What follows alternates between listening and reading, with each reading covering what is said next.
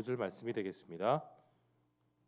히브리서 8장 4절과 5절의 말씀을 저와 여러분이 함께 합독하시겠습니다.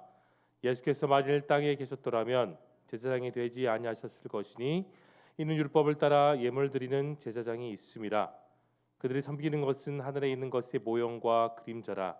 모세가 장막을 지으려 할 때에 지시하심을 얻은 것 같으니 이르시되 삶과 모든 것을 산에서 내게 보이던 본을 따라 지으라 하셨느니라. 아멘. 우리가 잘 알고 있듯이 히브리서가 쓰여졌고 만들어졌던 그 당시 상황은 정말로 아주 좋지 못한 상황이었습니다. 크리스천들에 대한 온갖 핍박과 살해가 가득한 그 시대 상황이 너무나도 컸죠. 더군다나 황제의 그 핍박과 박해는 가장 극심한 1세기의 모습을 우리는 잘 알고 있습니다. 그렇게 이곳저곳으로 방황하고 유리방황하며 흩어진 성도들에게 메시지가 필요했습니다. 그냥 단순한 사람의 메시지가 아닌 복음의 메시지, 그를 위한 확증된 하나님의 메시지가 지속적으로 필요했던 것이죠.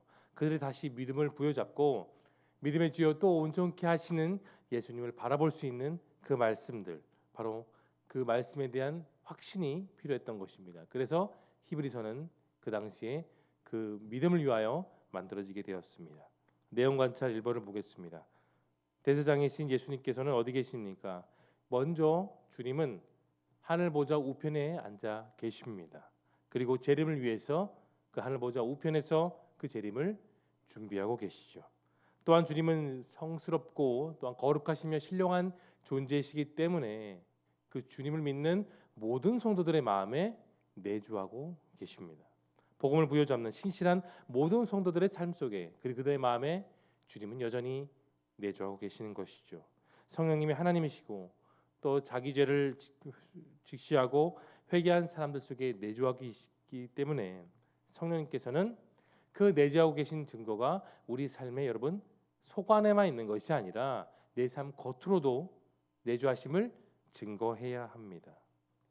여전히 많은 크리스찬들은 진리를 경험하기보다는 믿는 데만 초점을 두고 있으며, 물론 예수 그리스도를 믿음으로서 사는 삶은 가장 중요합니다. 이건 변함없는 진리예요. 그러나 믿음이 더욱더 믿음되게 하고 내게 주신 그 믿음을 더욱더 확실하게 부여잡기 위해서는 믿음은 속으로만 있는 것이 아니라 내 삶 속으로 밖으로 나와 증거되어야 합니다. 성경의 진리가 내 삶 속에서 역사하는 그 삶의 필요성을 여러분 깨달을 수 있기를 소망합니다.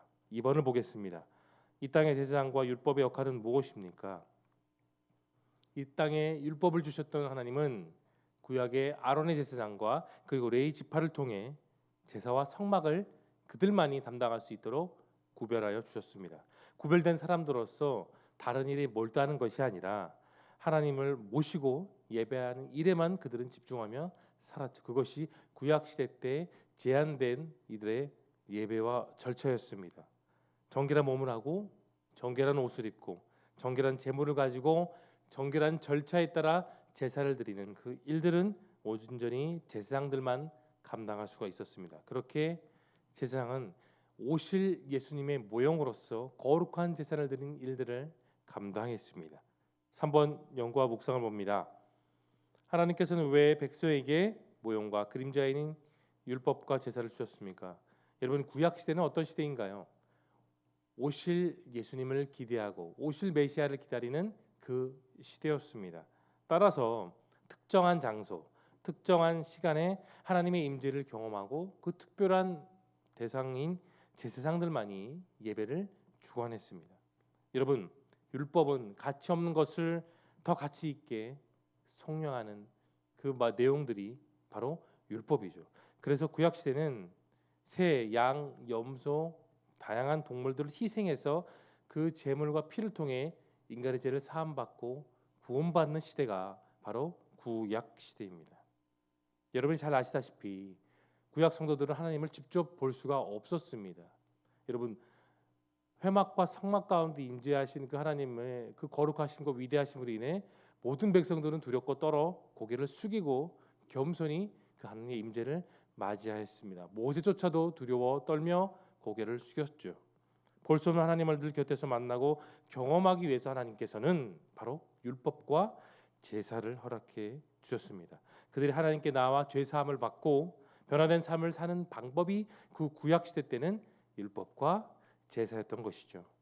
구약 성도들은 그 모형을 붙잡고 살아야 하나님을 만날 수 있었습니다. 그런데 신약 시대 때 예수님이 이 땅에 오심으로써 율법과 제사의 한계를 완전히 넘으시고 완성된 율법과 제사로서 우리에게 다가와 주셨습니다. 더 이상 율법의 모형이 아닌 율법의 완벽한 실제이신 예수님을 붙잡고 그 말씀대로 살아가면 우리는 믿음으로 살기 때문에 더 이상 율법이 지니는 한계와 제사가 지니는 한계가 아닌 예수 그리스도를 믿음으로서 살아가는 그 믿음으로 우리는 구원을 받게 된 것입니다. 여러분, 우리들의 신앙의 모습을 한번 떠올려 보십시오. 주일의 다양한 방법과 또 다양한 모습으로 우리는 그 주일의 하루를 열심히 보냅니다. 식당 봉사, 주차 봉사, 교사, 성가대, 차량단 수많은 일들을 하며 우리는 한 분이신 주님을 영접하며 그 임재하시는 주님의 예배드리는 모습으로 함께 영광을 돌립니다. 바로 그것이 구원의 시체를 받은 신령한 교회의 복음적인 모습입니다. 이는 바로 하나님이 가장 기뻐하시는 모습이죠. 하지만 율법적인 교인들은 모세의 자리에 앉아 칭찬받고 상만 받기를 원합니다. 그러나 복음적인 교인은 주님처럼 허리에 수건을 두르고 또 봉사하고 겸손히 살아가는 모습이라는 것을 여러분 기억할 수 있기를 바랍니다. 4번 느낀 점입니다. 하나님께서 모형과 그림자를 통해 완전한 구원의 실체이신 예수님을 사모하게 하신 것을 보며 여러분 무엇을 느끼십니까? 어거스틴이 어느 날 밤이었습니다.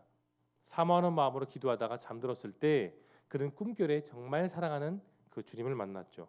그래서 주님께서는 어거스틴에게 이런 말을 했다고 합니다. 나의 아들아, 나는 너에게 무엇을 주기를 원하느냐 했을 때 어거스틴이 이렇게 말했습니다. 주님, 저는 아무것도 원하지 않습니다. 다만 저는 저의 사랑하는 주님만 원합니다라고 고백했습니다.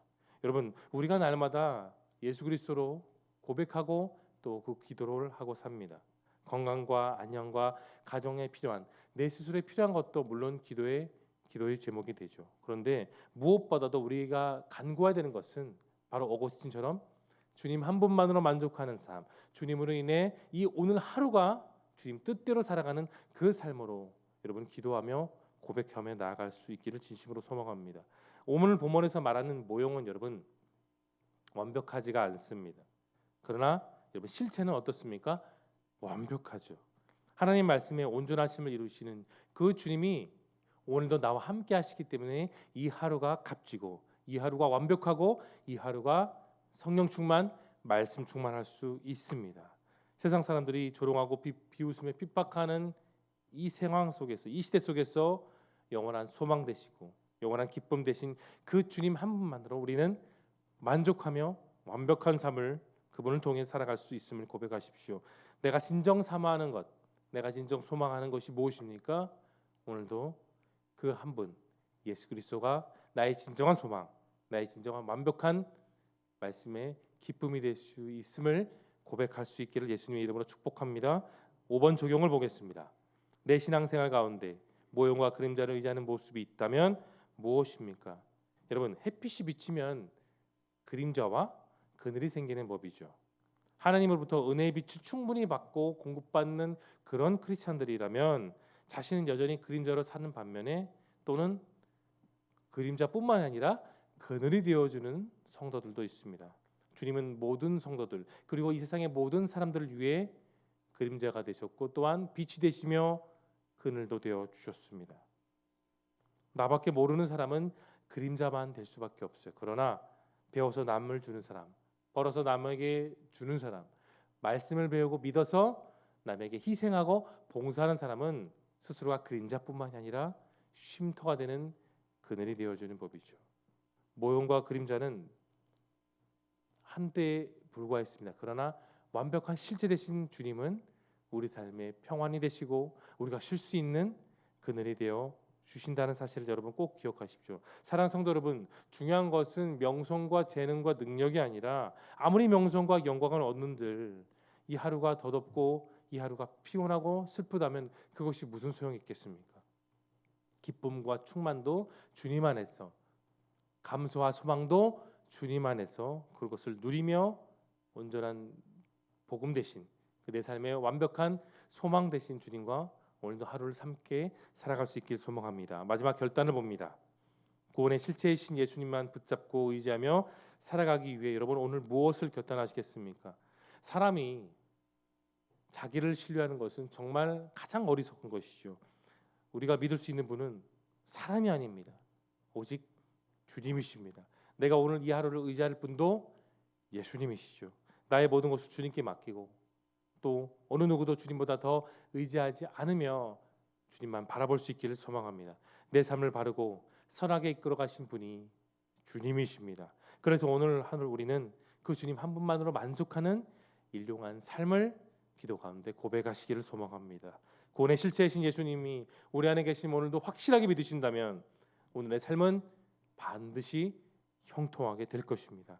이와 같은 은혜가 오늘 하루 가운데 주님께 공급받으며 살아갈 수 있는 저와 여러분 모두가 될 수 있기를 예수님의 이름으로 축복합니다.